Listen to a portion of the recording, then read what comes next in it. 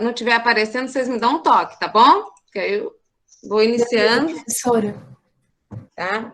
Eu falei no início que essa revisão, gente, ela visa dar um embasamento para o simulado, né?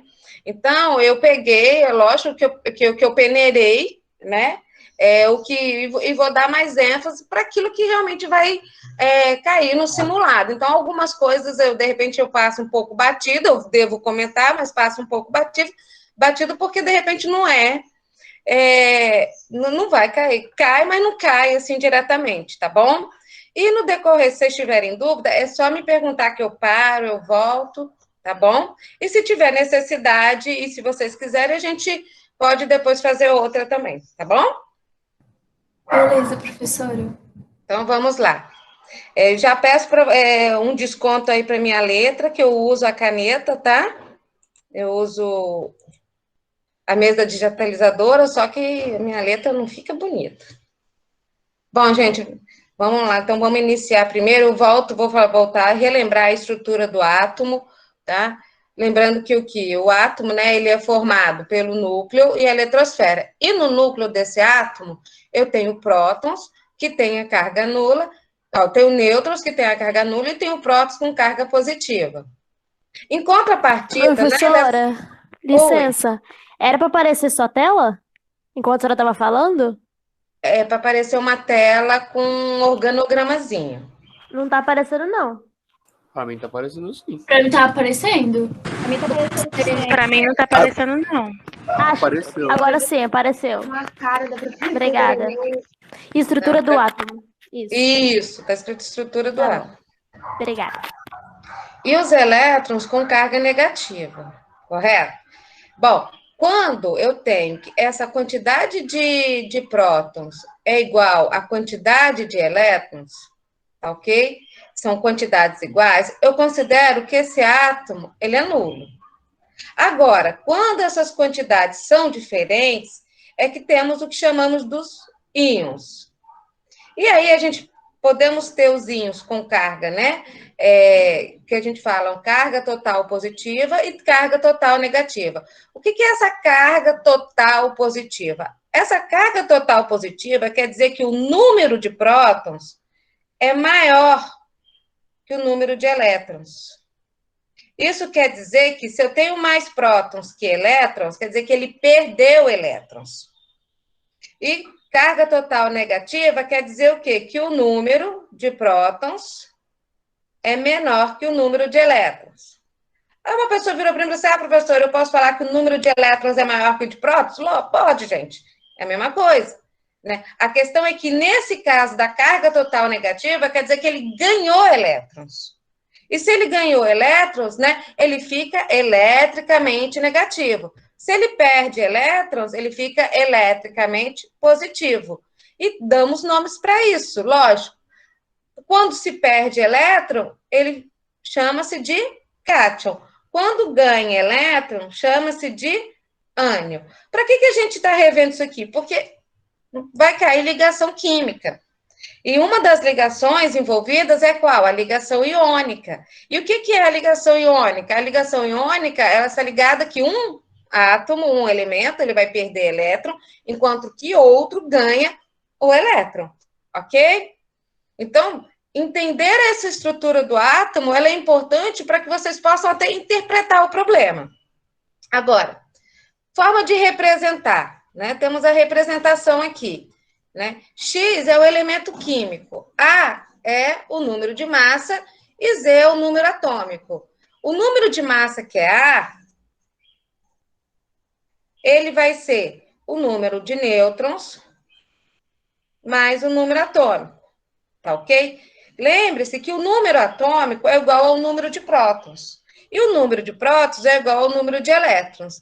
Isso é importante a gente ressaltar, por quê? Porque na hora que você for calcular, fazer para descobrir a camada de valência, né, nunca é informado para você o número de elétrons, é informado para vocês o número atômico. E aí, automaticamente, vocês têm que lembrar o quê? Que o número atômico é igual ao número de prótons. Que num átomo neutro, né, que nem ganhou nem perdeu, ele vai ser o quê? ele vai ser igual ao número de elétrons, tá? Certinho?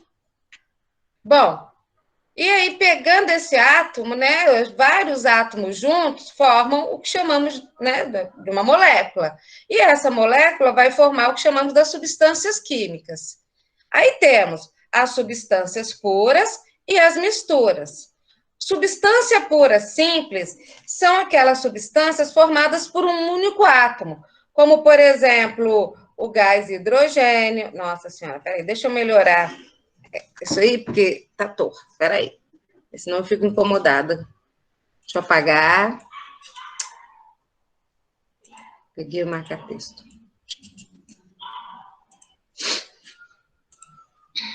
Vamos lá.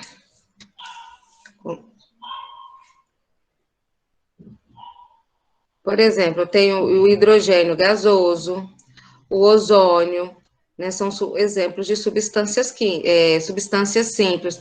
O gás oxigênio, tá? Então, o que acontece? Quando eles são formados por um único átomo, tá?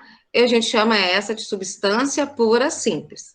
Agora, quando é formado por mais de um átomo, como, por exemplo, a molécula da água, aqui, na molécula da água, a gente tem hidrogênio e oxigênio, isso aqui, já chamamos isso de uma substância pura composta. Outro também, por exemplo, o NaCl, o cloreto de sódio. Todos nós conhecemos. Isso aqui é uma substância pura composta. Agora, quando temos num local uma substância pura, né, com mais de uma substância pura envolvida, como, por exemplo, a gente conhece muito essa, né, essa misturinha aqui, ó, de água com sal, ele já não é classificado como substância pura. A junção de substâncias forma o que chamamos de misturas. Ok? Então, é interessante vocês saberem diferenciar o que é uma substância pura simples do que é uma substância pura composta. Aí eu botei aqui um exemplo para vocês, né? Eu tenho vários sistemas aqui, né? Eu vou classificar aqui e automaticamente responder lá embaixo, tá? Então, olha só, nesse primeiro sistema, vamos dizer que são átomos iguais, tá vendo? Em quantidades iguais. Então, aqui eu tenho uma molécula, 2, 3, 4. 4 moléculas da mesma substância. Então, eu posso afirmar isso aqui, ó, que isso aqui é uma substância pura simples. Por quê? Vamos dizer que isso aqui fosse, que eu nomeasse isso aqui, que eu colocasse como hidrogênio. Não, o oxigênio. Vamos dizer que fosse só, hipoteticamente falando. Então, ó, eu tenho várias moléculas de oxigênio, do gás oxigênio. Ok? Sim. Então, isso é uma substância pura. Como se aqui tivesse aquela dupla ligação, né? Tudo certinho. Tá? Então, eu consigo reconhecer que esse sistema é um sistema de uma substância pura simples. Agora, quando olhamos para cá, então, olha só, eu tenho esse átomo e esse átomo, né? Esse átomo é o mesmo desse, só que ele está combinado de forma diferente, tá vendo? Aqui eu tenho, vamos dizer, né? O oxigênio aqui ligado, e aqui eu tenho esse oxigênio ligado com uma outra substância. Vou botar a substância X, tá vendo? Então, olha só, eu tenho duas substâncias, uma simples, uma composta, juntas num sistema. O que é isso? Uma mistura. Tá vendo? Ela não é nem o sistema... Opa! Peraí. Não é nem uma substância simples, nem todo simples, nem todo composto. É uma mistura, porque eu tenho moléculas diferentes. Já no 3, eu tenho lá, né? O oxigênio ligado com um outro elemento, todos esses. Tá vendo? Aqui dentro desse sistema. Então, eu tenho aqui 2 átomos diferentes, mas várias moléculas desses 2 átomos diferentes. Então, eu posso falar que esse sistema é uma substância pura o quê? Composta, porque tem mais de um tipo de átomo. E eles estão ligados exatamente da mesma forma com o mesmo elemento. Certinho? Posso continuar? Sim. No quarto sistema aqui, ó, eu já tenho... Vamos, ó, pegar como se fosse oxigênio. tá bom? E aqui, não quer dizer que é o oxigênio, não. Hipoteticamente falando, eu resolvi botar como se fosse oxigênio, tá? Olha só, aqui eu só tenho átomos de oxigênio envolvido, mas de forma diferente. Eu tenho, vamos dizer que eu tenho aqui o O2, correto? E aqui o O3. Isso aqui configura o quê? Não são substâncias, duas substâncias simples no mesmo sistema? Então, isso é uma mistura. Entendeu? Por quê? Porque eu tenho moléculas diferentes envolvidas ali. A mesma coisa funciona para esse aqui, ó. Esse aqui fica claro de se ver que é uma mistura, tá vendo? Né, ó, eu tenho essa molécula formada, eu tenho essa molécula e tenho essa molécula. Então, olha só, tenho várias moléculas diferentes. Então, aqui também é uma mistura. Tá? E o sexto sistema é uma substância pura, né? E é uma substância pura o quê? Simples. Porque eu tenho o mesmo átomo envolvido, tá vendo? Com duas ligações aqui. Ligando, né? Entre si. Tá? Então, diferenciar a mistura de substância é muito tranquilo se vocês tiverem em mente que substância pura simples é o quê? Se você só possui um tipo de elemento químico, um tipo de átomo envolvido, ele pode estar ligado várias vezes, mas é um único tipo. Substância pura composta é porque eu tenho mais de um elemento químico envolvido, né, naquela molécula. E mistura é porque eu tenho substâncias puras diferentes envolvidas. Elas podem ser duas simples, como esse sistema aqui, ó, uma mistura de duas simples, tá vendo? O ozônio com o oxigênio, por exemplo. Como eu posso ter uma mistura de várias, né, simples com composta, tá vendo? Né? Que é, por exemplo, o caso do nosso ar atmosférico. O nosso ar atmosférico, ele é uma mistura. Porque tem nitrogênio, tem oxigênio, tem hidrogênio, tem vários gases envolvidos ali. Tá? Posso passar? Pode. Tá. Bom, então isso era o que eu tinha para falar sobre as substâncias. Aí vamos para as leis ponderais, que era o que a gente estava iniciando no processo, né, antes de ficarmos de novo em quarentena, né? São duas grandes leis, né? Temos as leis ponderais e as leis volumétricas, e essas leis, né, elas são relativas às massas das substâncias que participam das reações químicas. Temos, né, das ponderais, as três principais é a lei de Lavoisier, a lei de Proust e a lei de Dalton. Sendo que a lei de Lavoisier é conhecida como conservação das massas, a lei de Proust das proporções definidas e a lei de Dalton, a lei das proporções múltiplas.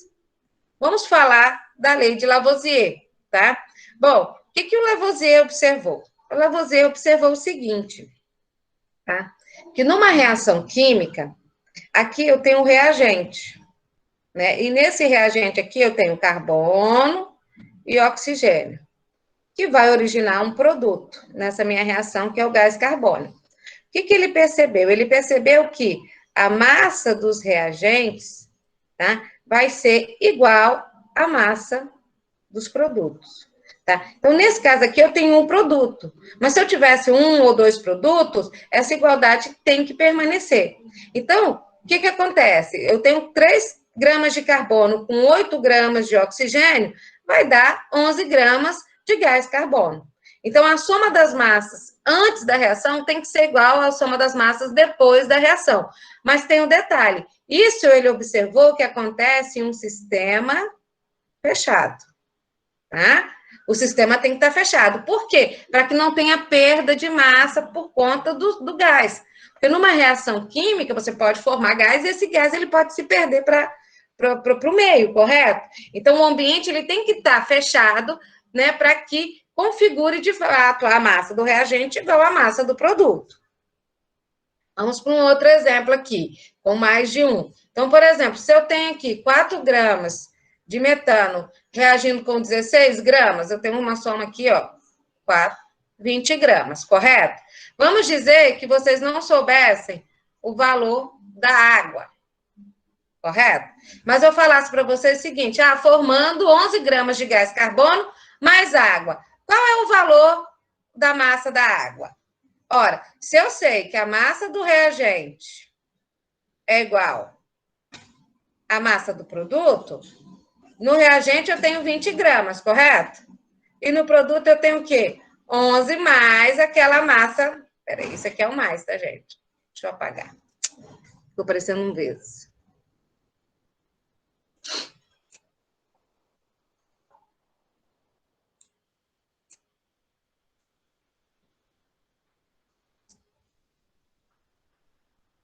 Mais a massa da água que eu vou botar em.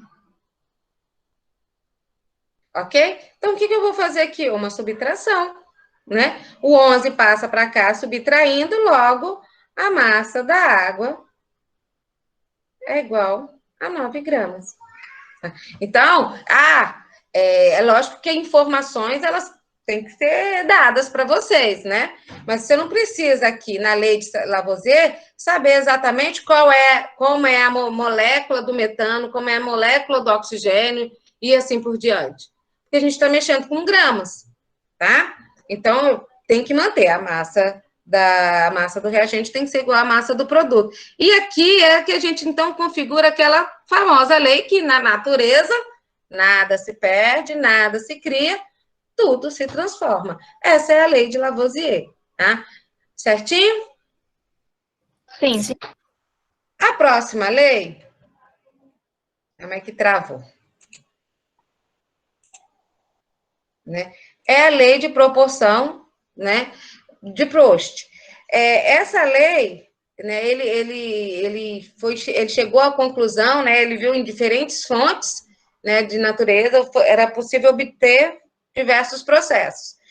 É como se fosse uma receita de bolo, né? Quem estava comigo na sala de aula, porque parte dos alunos são meus, parte são do Paulo, né?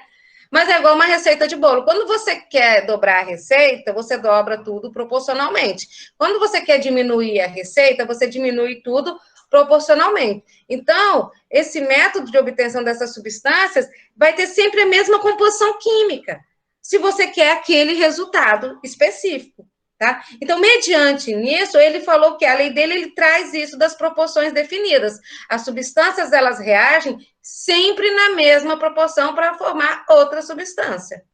Tá? Então, aqui, no exemplo, por exemplo, né? Ficou aqui, eu tenho 3 gramas de carbono com 8 de oxigênio. Lembrando que a massa do reagente tem que ser igual à massa do produto, ok? Ok, porque essa da massa do reagente igual à massa do produto é quem? É Lavoisier. O que Proust falou? Bom, mas se eu quiser dobrar a massa do carbono, dobrou para 6. Para que eu tenha esse resultado aqui, gás carbônico, né? Eu quero essa mesma reação, dessa mesma forma, o que acontece com o oxigênio? Obrigatoriamente ele tem que dobrar. Tá? Para que essa reação ocorra e tenha a mesma proporção. Então, a proporção das massas que reagem, elas vão sempre permanecer constante. Lembrando o seguinte, que ó, olha o resultado aqui, o resultado continua sendo gás carbônico. Agora, se o resultado for uma outra substância, é óbvio que isso vai mudar de forma, né, de outra forma, tá? Então, por que a lei de Proust é tão importante? A lei de Proust é importante porque é essa lei que a gente utiliza no cálculo estequiométrico.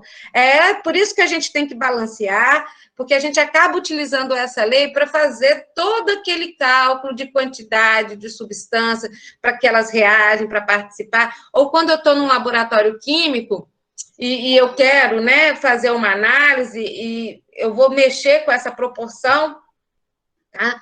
Porque, primeiro, que substância química, ela é substância, né, em si, elas são caras, então eu vou trabalhar com essas proporções da melhor forma possível. Então, essa lei, ela vem justamente, entendeu? Ela tem essa importância justamente nesse auxílio do cálculo estequiométrico, que é o cálculo que vocês, assim, vão acabar vendo muito agora no segundo ano, porque vocês precisam calcular proporcionalmente os valores, tá? Posso passar? Aqui, né, mostrando como é que fica as proporções, né? Então, por exemplo, hidrogênio aqui, já numa reação, num exemplo diferente, né? No primeiro experimento, 2 gramas de hidrogênio com 16 de oxigênio, 18 de água. Se eu quero, por exemplo, produzir o dobro da molécula de água, o dobro em gama, eu tenho que dobrar tudo. Então, observe o seguinte, que a proporção de 2 para 16, de 4 para 32, da reação dos reagentes, ela permanece sempre a proporção 1 para 8, tá vendo? Então, se você dobra, pode falar. Bom dia, licença. Digamos que uma reação fechada tivesse, no primeiro caso, ali na primeira experiência, 3 gramas de hidrogênio e 17 de oxigênio. Essa 1 grama a mais em ambos, ela não ia se conectar de forma alguma, ela só ia ficar avulsa no experimento? Não, vamos lá, deixa eu entender. Lá você está falando da de Lavoisier, correto? Não, aqui nesse exemplo. Tá. Prost. Então vamos lá, se eu tivesse 1 grama, não, se eu tivesse 3 gramas... 3 gramas de oxigênio e 3 gramas de hidrogênio e 17 de oxigênio, por exemplo. Não, presta atenção, tem que ser proporcional, ele tem que ser 1 para 8. Sim, eu entendi esse ponto. Tô falando assim, digamos que tivesse a mais por algum motivo. Ela fica, na hora que eles fizessem essa... Não reage, isso é o que acaba acontecendo, sobra um excesso. Então, elas ficam avulsas no experimento? Não, não é que fica avulsa, ela não reage, ela fica em excesso. Eu vou dar um exemplo assim, você mistura água depois faz isso em casa. Você vai pegando a colherzinha de água e vai jogando, desculpa, você põe um copo com água, pega a colherzinha de sal e vai misturando. Aí vai misturando, vai adicionando, vai adicionando. Enquanto isso, ele vai misturar, correto? Vai misturar, vai misturar. Vai chegar uma hora que ele chega no ponto de saturação que sobra cristal de sal embaixo. É que ele atingiu um ponto que não tem como, ele não vai reagir, é o excesso. Entendeu? Então, quando não obedece às proporções, né, o que vai sobrar aqui, vai ficar aqui, a gente escreve aqui, ó, excesso, tá? O que pode acontecer é que aí você tem um excesso aqui. Perfeito, obrigado, professor. Entendeu? Ele fica, é como se fosse um residual. E isso é muito importante também, por quê? Porque quando a gente vai fazer as reações químicas, a gente tem as substâncias que a gente chama de PA. Substância PA é uma substância pura. Mas existe, por exemplo, o sal de cozinha que a gente tem em casa, ele não é uma substância pura. Ele não é cloreto de sódio, 100% cloreto de sódio. Você pode pegar lá no saquinho e olhar que existe outras substâncias. Uma das substâncias que está ali é o quê? É o iodo. E esse iodo, ele causa o que a gente chama de uma impureza. Não quer dizer que essa impureza é maléfica, entendeu? É adicionado o iodo ali no sal por um motivo mesmo, né? Para evitar uma doença. Mas o nosso sal de cozinha, ele não é 100% cloreto de sódio, tá? Então, ele não é uma substância 100% pura, né? Então, é lógico que toda reação que vai ocorrer, ela vai ocorrer com um probleminha, porque aquela substância ali não está pura. Na verdade, ela tem ali, né? Ela tem um residual de impureza, né? Aí, quando temos, assim, uma reação, 2 de hidrogênio, vamos dizer que eu tenho aqui, a proporção é 1 para 8, né? Tem 2 de hidrogênio e você tem 18 de oxigênio, a reação ocorre com 2 gramas de hidrogênio com 16. Então, aqui eu vou ter um residual de 2 gramas de quê? Peraí, deixa eu... Melhor eu escrever com minha caneta do que com o mouse.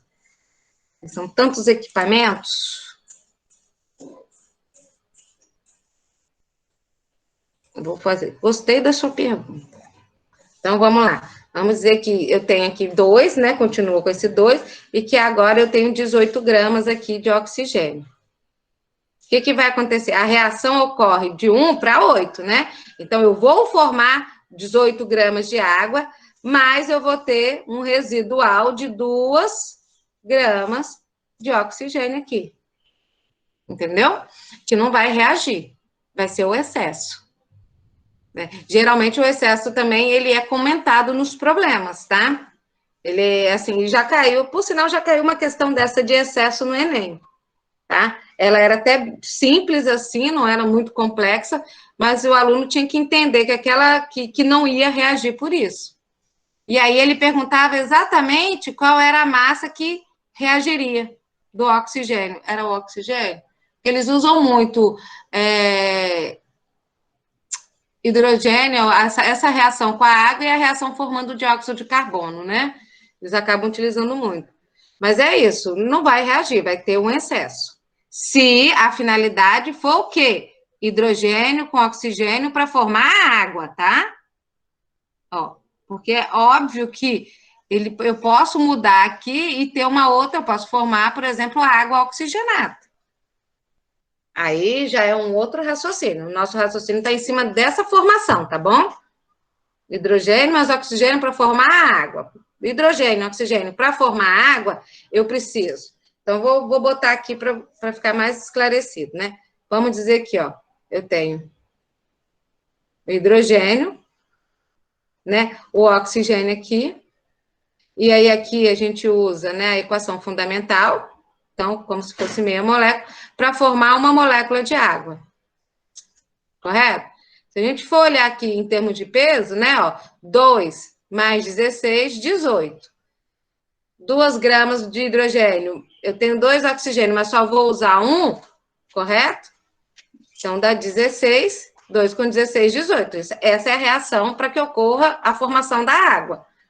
De forma balanceada, na verdade, ela ocorre como? Eu tenho 2 moléculas de água, ó, de hidrogênio, reagindo com uma molécula de oxigênio e vai produzir quantas? 2 moléculas de água. Essa é a reação balanceada, que reconfigura esse segundo experimento aqui, ó. Tá vendo? Esse segundo experimento configura exatamente a equação balanceada. Essa é a equação fundamental de formação, que a gente chama, né? Mas lembra que quando a gente faz o balanceamento, não pode ter número decimal, né? Número quebrado, tá? Então, mas a gente utiliza muito essa reação.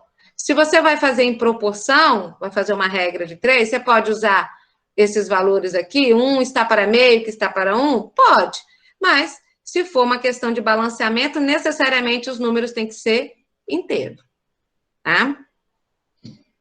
Certinho? Vamos para, né? Então, qualquer que seja o método de obtenção de uma substância, ela é sempre formada pelos mesmos elementos químicos combinados numa mesma proporção.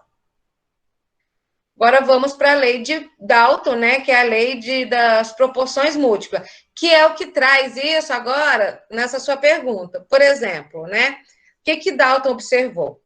Eu tenho aqui hidrogênio, oxigênio, tá vendo? Se eu manter fixo, né, a massa de um dos elementos, o que Dalton observou? O Dalton observou que o outro elemento envolvido na reação, né, ele mudaria.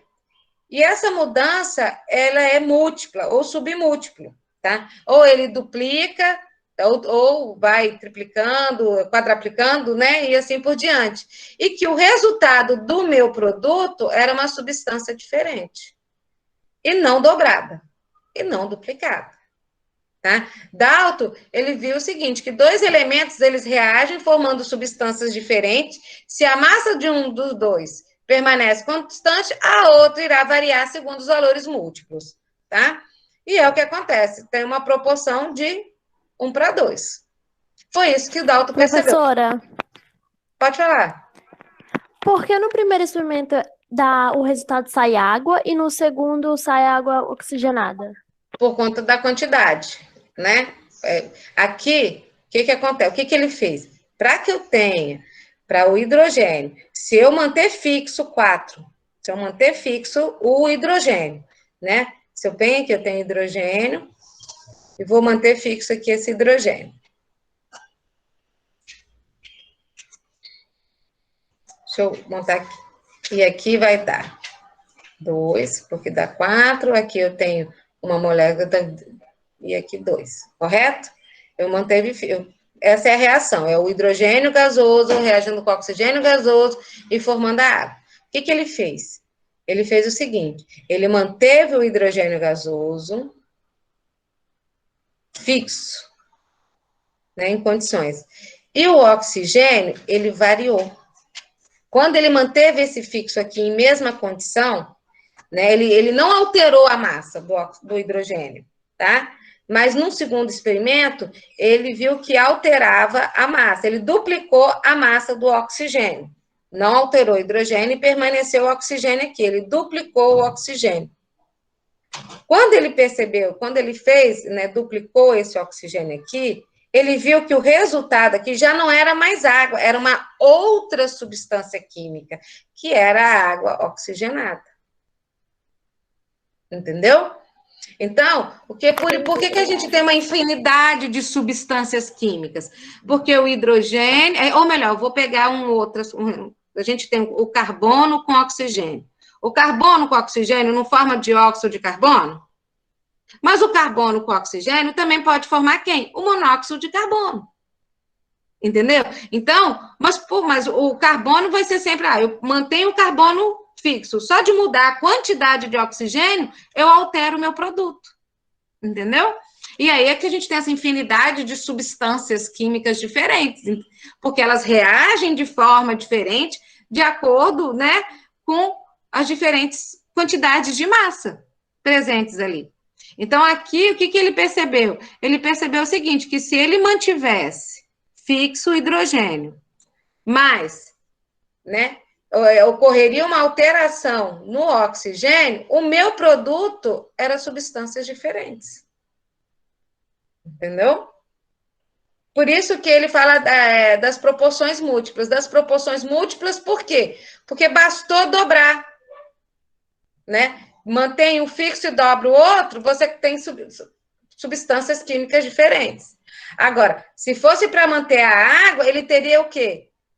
Se fosse para manter a água, ele teria que aqui de hidrogênio ser o quê? 8 gramas de hidrogênio. Para manter a formação da água, entendeu? Porque para formar água, a proporção da água com o oxigênio é 1:8. E aqui eu tenho o quê? Ó? Eu tenho aqui ele dobrou aqui, mas permaneceu a quantidade aqui, ó. Aqui eu tenho 1:8 e aqui eu tenho 1:16. Entendeu? Ou 1:11, né? Peraí. Sim ou não, gente? Professora, tem uma pergunta. O que acontece quando a equação química tem número com vírgula e não número inteiro? O que eu faço? O que acontece? Como o quê? Quando na equação química tem um número que não está inteiro, tipo 3,5. O que eu faço? 7, aí você transforma em fração. Mas olha só, depende. O 3,5, o que acontece? Você pode usar o 3,5? Você pode usar o 3,5. Acontece o seguinte, se for uma questão de balanceamento, você não pode usar o 3,5. Você está entendendo? Você não pode, porque na questão, a regra do balanceamento é que os números sejam inteiros. Agora, se eu for fazer em termos de proporção, né? Ó, o 3,5 aqui. O que é 3,5? Né? 3,5 não é a mesma coisa que 7 dividido por 2? Então, você pode botar 7 sobre 2, entendeu? Transformar em fração, não tem problema. E se você for fazer o cálculo estequiométrico, você vai ter que botar essa proporção, né? Tantas, se for mol, né? Vamos dizer, se for mol, 1 mol de tanto equivale a 3,5 mol, não tem problema. Agora, se é questão de balanceamento, não pode deixar 3,5. Aí você vai ter que duplicar para tornar número inteiro, tá? Certinho? Eu coloquei aqui. Aí eu vou ter que duplicar a equação toda? Só se for uma questão de balanceamento. Exatamente. Se não for balanceamento, você pode fazer o cálculo estequiométrico com 3,5, com 7 sobre 2, não tem problema. Vai dar na mesma, entendeu? Agora, por que a gente geralmente sugere você duplicar, transformar em número inteiro? Porque é muito mais fácil trabalhar com número inteiro do que com número decimal. Você não concorda comigo? Né? Muito mais fácil multiplicar por 7, do que você mexer com o número decimal. Isso aí vai de pessoa para pessoa, né? Eu aconselho botar em fração e fazer com fração, que eu acho que o pessoal erra menos com fração, né? Mais para frente, quando a gente for estudar a solução, a gente trabalha muito com número decimal, 0,02, e o pessoal erra muito multiplicação, né? Não erra nem a química, gente, vocês não erram nem a química, porque a química você acaba fazendo certo lá em cima, erra o cálculo matemático, entendeu? Então, e vocês têm que pensar o seguinte, em tornar aquele número da forma mais fácil que você consiga trabalhar. Se eu consigo trabalhar muito bem com número decimal, então eu vou trabalhar com número decimal. Agora, se eu tenho problema em trabalhar com número decimal, eu vou trabalhar com fração. E assim sucessivamente. Tá? Lembrando que no Enem, vocês têm que pensar em algo que você faça mais rápido e perca menos tempo, mas faça rápido com qualidade, né? E não faça rápido de qualquer jeito, porque também não adianta. Tá? Certinho? Posso continuar? Pode sim, professora. Obrigado. Então, vamos lá. E aí, voltando aqui, né? Então, as 3 leis principais para vocês, né? Volta em substâncias, né? Essas substâncias químicas, então, elas são formadas como? Por meio de ligação, né? Temos 3 tipos de ligação: ligação iônica, ligação covalente e ligação metálica. Lembrando que a ligação iônica, ela é realizada entre metal mais ametal, tá? A covalente, ametal mais ametal e hidrogênio mais ametal. Aqui, hidrogênio mais metal, tá? É iônica também. E as metálicas é o quê? Metal com metal. Tá? Basicamente, para que eu tenha essas reações químicas, a combinação é esta, né? Só que eu quero... Pode falar. Vai cair as 3 ligações no simulado? Não, vai cair só 2 delas. Mas é porque foi o que eu falei. Eu vou focar mais aqui, né? Explicando a regra do octeto, e eu vou focar mais em 2, na iônica e na covalente. Tá bom? Tá bom. Mas é porque eu não posso não deixar de comentar, pelo menos, sabe? Bom, então, lembrando o seguinte, que toda substância existente na Terra é formada pela combinação de elementos... Oi? Só não podia voltar na página anterior, só pra gente tirar uma foto rapidinho? Isso. Obrigada. Ah, mas depois eu posso botar lá para vocês essa apresentação, gente. Ah, também. Tá bom, então. Vai ajudar muito, professora. É só, eu no finalzinho do meu telefone, e aí alguém da turma pega, manda um oi, e eu passo em PDF para vocês. E aí vocês compartilham da forma que vocês quiserem. Entendeu? Tá bom, tá bom. Ou Obrigada. eu posso passar para... A Andréia tem vocês em grupo? Sim. Ou eu posso passar para a Sim. Andréia e pedir para ela passar para vocês, que vocês pediram, entendeu? Eu falo para ela, olha, os alunos pediram, passa para mim, por favor. Mas eu também não importo de botar o telefone, não, tá? E aí, quem quiser, eu encaminho.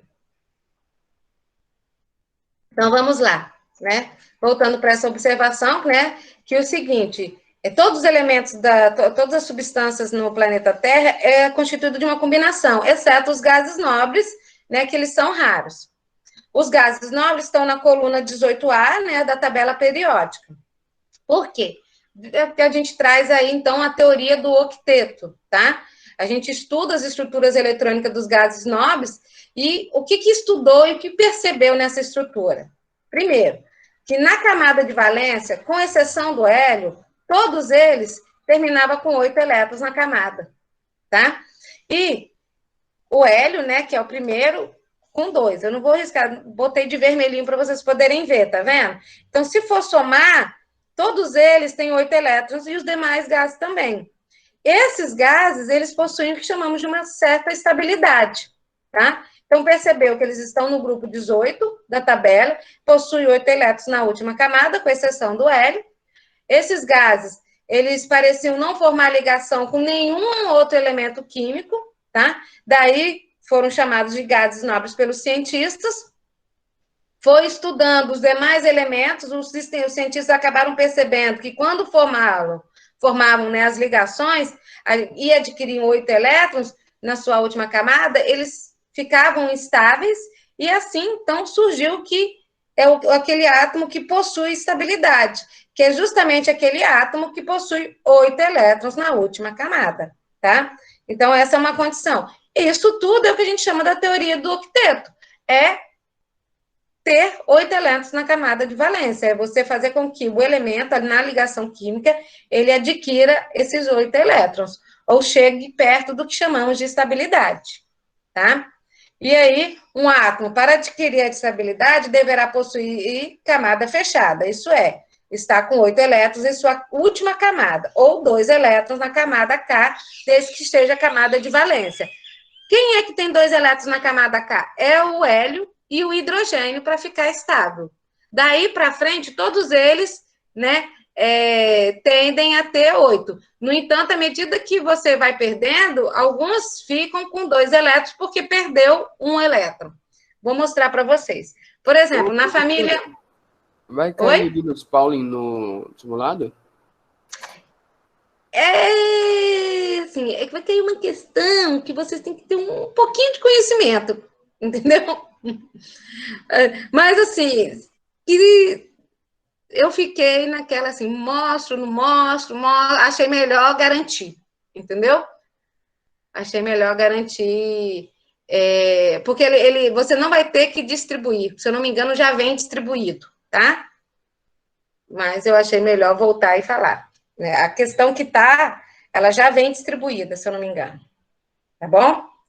Mas tem a ver com camada de valência, então eu achei melhor falar sobre a camada de valência, e para falar da camada de valência sem explicar solta assim, eu prefiro voltar um pouquinho e garantir, entendeu? Mas é o melhor entendimento possível. Olha, então, vamos voltar aqui na família 1. Tá vendo o sódio?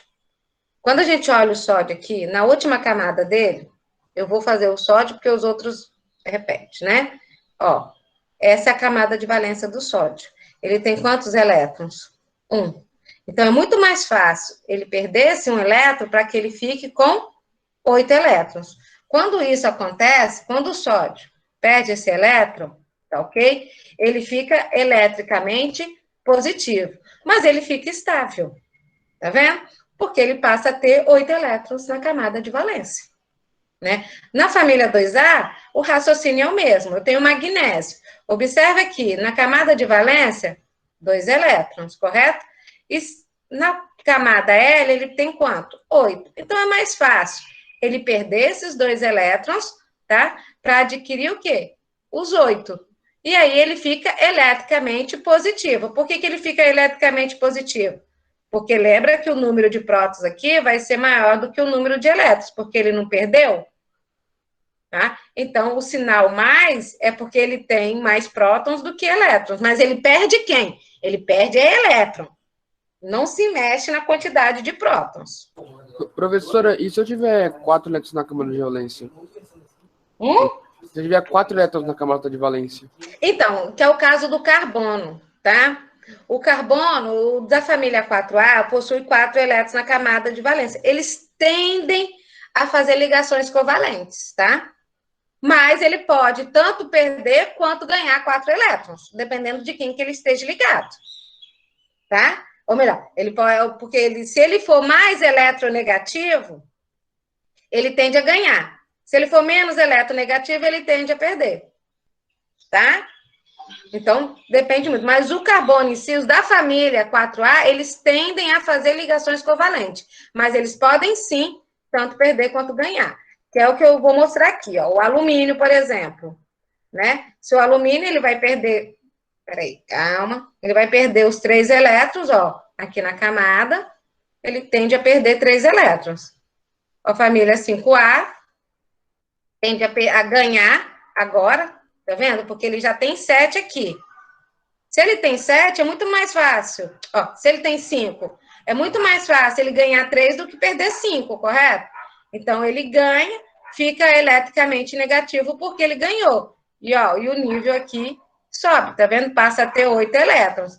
E o da família 6A, a mesma coisa. Ó, ele tem 6 elétrons na camada de valência, é muito mais fácil ele ganhar 2 do que perder 6, né? E aí ele ganha 2, adquire, né, a estabilidade, fica eletricamente negativo, mas com 8 elétrons na camada de valência. A família 4A é isso, ela pode tanto ganhar 4 quanto perder 4, mas ele tende a fazer a ligação covalente, que eu vou botar, eu botei aqui para vocês também. E por fim, a família 7A, ó. Licença, isso pode acontecer com a família B? Não. A família B é outros 500, né? Isso essa tendência maior, dessa forma aqui, tá? São para os elementos representativos, tá? Os elementos representativos que acontece mais isso, essa tendência. A família B, ela aí vai naquela coisa da ligação, né? É um metal com um ametal. Se for um metal com ametal, presta atenção, ele vai fazer ligação iônica, então um perde e outro ganha. Agora, se for um metal com metal, justamente os que estão ali no meiuca do B, que a gente tem vários metais ali, eles vão fazer que tipo de ligação? A metálica. Não é nem iônica, nem covalente, ela é metálica, tá? Que são as ligas metálicas. Tá? Então, já é uma outra ligação. Ah, entendi. Tá bom, então. Obrigada. Tranquilo, eu fiz aqui um mapazinho no final dessa aqui para vocês verem. Então, o que acontece aqui? Tem um gráficozinho. Eu tenho a energia e a distância entre os átomos, né? Então, olha só. Oi. Licença, só antes de você entrar nessa. Em alguns momentos ali você colocou, em vez de igual, menos. Isso significa alguma coisa? Ou é só um traço? Não, é menos, porque aqui, ó, vou mostrar aqui. Aqui, ele tem 7 elétrons na camada de valência, tá vendo? Uhum. Isso quer dizer que ele ganhou um elétron. Quando ele ganha um elétron, ele fica menos 1. E aí ele passa a ter 6 mais 2, 8 elétrons. Né? Então, esse menos aqui significa que ele ganhou um elétron. Assim, desse lado eu estava perguntando do outro lado. Exemplo, na parte de cima ali do K igual a 2, tem K menos 2, L menos 7. Não é menos não, isso é sinal de igual. Pra mim tá só um tracinho. Desculpa, então. Isso aqui são 2 tracinhos. Depois, quando você olhar o arquivo original, você vai ver que são 2 tracinhos, tá bom? Não é um não, é porque de repente tá aí tá embaçado, não sei, mas é um sinal de igual, tá? Tava embaçado, deu um zoom gigantesco que parece os dois. Ah, então tá bom. Nossa, eu até tive um troço agora, não é possível que eu tô vendo. Olha só, mas... Então, imagina o seguinte, eu tenho aqui os 2 átomos, tá vendo? Na natureza, eles buscam essa estabilidade, né? Um estado de energia mais estável. Então, quer dizer, quanto menor a energia. Então, aqui, ó, eu tenho menor estabilidade e quando eles fazem a ligação, eles adquirem uma maior estabilidade, tá? Porque justamente o fato de você chegar, né, ter essa configuração da camada fechada. Eu vou trazer isso aqui para vocês, é só agora forma ilustrativa, tá? Isso aqui só para vocês entenderem o que é uma camada fechada, que a gente fala muito, né? Não tem os subníveis, né? O S2 e o P6, não corresponde a 8 elétrons, né? 2 mais 6, 8 elétrons, que nem está aqui, ó, no finalzinho, né? Então, o que acontece? Essa regra só vai ser válida para os elementos representativos, mas cada elétron aqui representa uma seta. Tá vendo? E quando eu falo em camada fechada, né, e a gente retraz os spin, é que isso aqui está todo completinho. Tá? Se eu fosse fazer aqui, ó, dele de forma normal, eu teria o quê? Eu teria 1, 2, né? Fecha aqui os 2 primeiros, né? 3, 4, correto? 1, 2, 3, 4, 5. E aqui, ó, ele teria a última camada dele aqui, o último nível dele aqui estaria aberto, tá vendo? Então, não é o que a gente chama de camada fechada. A camada fechada é quando ele tá, todos os elétrons estão representados aqui bonitinho. Entendeu? Dentro do diagrama, né, de Linus Pauling, que tem esses subníveis, na verdade. Isso aqui é só para vocês entenderem o que a gente chama de camada fechada, né? Bom, e aí vamos para a ligação iônica. Posso continuar? Então, foi o resuminho que eu fiz. Então, nas ligações iônicas, o que a gente tem, tá? Para os elementos representativos. Temos os metais reagindo com os ametais. Os metais perdem elétrons. Os ametais vão ganhar este elétron. Os átomos, eles se unem a partir de uma transferência de elétrons. Um átomo ganha e o outro perde elétron para obter o que chamamos de 8 elétrons, que é a regra de octeto. O pessoal da família 4A apenas compartilha os elétrons e eles tendem a formar as tais ligações covalentes, tá? Não quer dizer... Oi, pode Desculpa, falar. a Andrea mandou o link da aula de física lá no grupo. Falta... Deixa eu só falar esse e o resuminho. Tá bom. Tá bom? Que aí, que é a última parte, depois eu mando para vocês o restante do... Eu dou meu telefone e mando para você o restante da apresentação. Pode ser? Só para terminar o raciocínio da iônica. Então, eu vou passar isso aqui, porque é leitura... Aqui, mostrando a transferência da ligação iônica, né? Como é que forma, transfere os elétrons certinho, e como é que ele ficaria. Vou passar isso aqui. Eu quero chegar nessa parte aqui, peraí. Isso. Vamos lá. Fórmula geral de um composto iônico. Vamos dizer, tem o C, são A e A, são átomos neutros. Lembra o que é o átomo neutro? Tá lá, não perdeu, nem ganhou, nem nada. O número de prótons é o mesmo que o número de elétrons. Isso é um átomo neutro. Esse C aí, ele vai perder elétrons. Então, se ele perde elétrons, X elétrons, ele fica positivo, porque ele perdeu. O A, né? O C é como de cátion, tá, gente? O A de ânion. O A ganhou elétrons. Quando ele ganha elétrons, ele fica negativo. Como é que eu vou saber a fórmula desse composto, né? Eu tenho cátion, eu tenho ânion, né? São dois átomos, e eu vou inverter. Aquela quantidade de elétrons que eu perdi lá, ele vai ser a quantidade